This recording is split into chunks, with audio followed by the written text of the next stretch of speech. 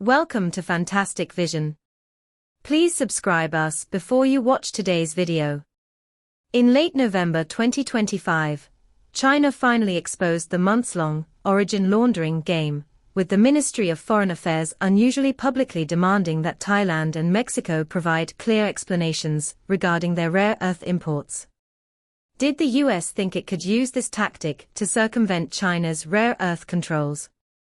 Little did it know that the main reason the US has consistently failed to control rare earths is not a shortage of raw materials.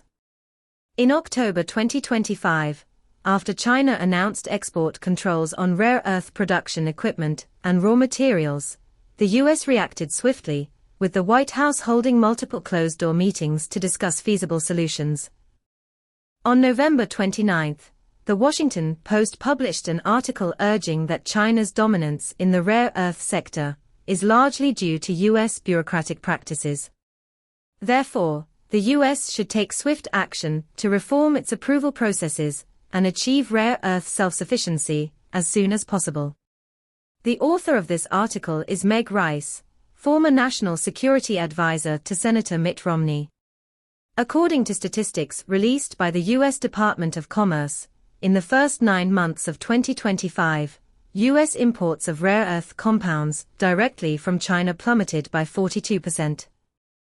This figure should have been encouraging for the US, but in reality, imports of similar products from Thailand surged by 35% and from Mexico by 28% during the same period. The so-called rare earth substitution by the US is merely a matter of transshipment trade using countries surrounding China. As China's rare earth controls become increasingly stringent, the amount of rare earths these countries obtain through transshipment is decreasing.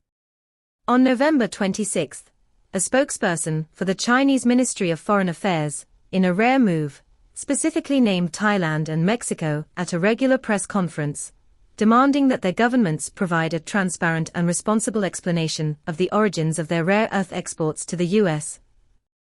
On November 28, Malaysia and Cambodia also received similar warnings, with China demanding clarification of their relevant trade agreements.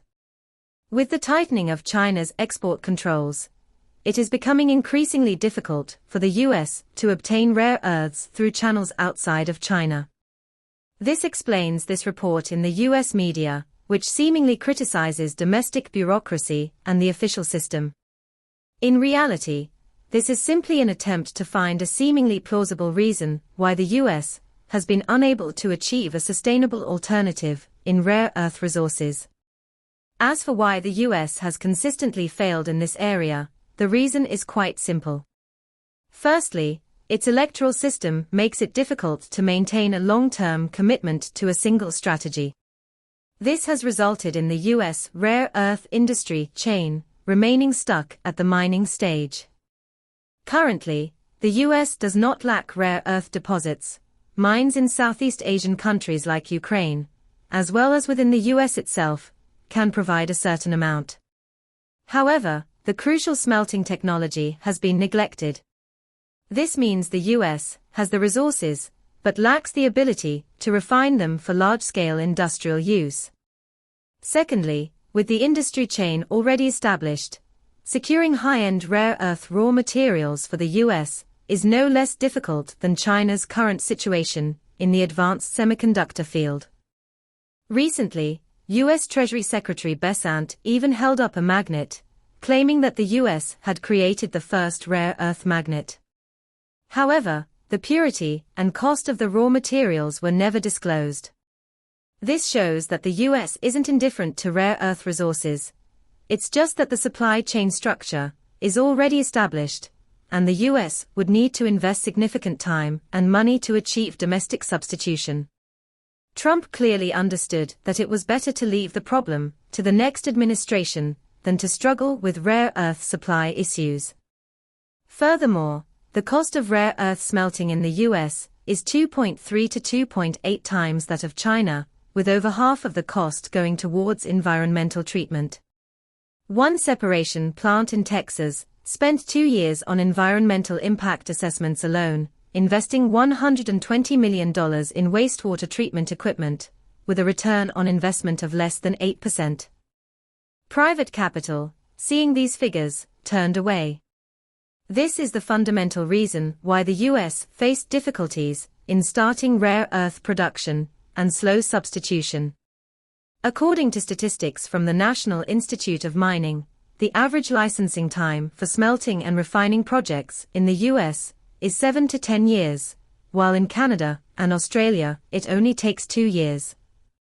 From exploration and discovery to operation, the average cycle for US mines is as high as 29 years, second only to Zambia in terms of development speed. In her article, Rice wrote with a sense of helplessness, "The real obstacle is not environmental protection, but regulatory uncertainty." The National Environmental Policy Act could trigger a comprehensive environmental impact assessment that takes more than 2 years, and with agencies delaying reviews without clear deadlines, funding will be withdrawn. It is precisely for these reasons that the United States has been unable to secure a stable supply of rare earth raw materials. China's rare earth advantage is essentially a result of free market selection. Being able to provide low-cost, high-purity products, along with a complete industrial chain, naturally makes it an indispensable link in the global rare earth industry chain. This is not some conspiracy, but the result of solid, down-to-earth work. Rice concluded her Washington Post article by writing, "If the US government could take action now to reduce red tape, the United States could rebuild its rare earth capacity within 3 to 5 years. But this if is too ambitious. Reforming the approval process requires congressional legislation, but can the two parties reach an agreement? Reducing environmental reviews would trigger public protests. Are politicians willing to take that risk? Ensuring policy continuity requires bipartisan cooperation. Is that possible in the current American political climate? Ultimately, the US's inability to control rare earth resources is a consequence of strategic short-sightedness, a reflection of systemic problems, and a result of industrial hollowing out.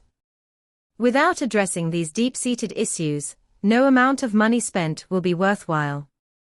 Now, the US is attempting to circumvent Chinese restrictions through transshipment via Thailand and Mexico. This itself illustrates a harsh reality. Unable to manage domestically, it can only continue to rely on China, albeit in a more covert way to maintain appearances. The so-called strangulation is merely an excuse the US uses to justify its past mistakes. Global supply chain security requires international cooperation, not confrontation through decoupling from China. The US has only gradually grasped this point after 15 years and over $4 billion, but has already missed its best opportunity to catch up.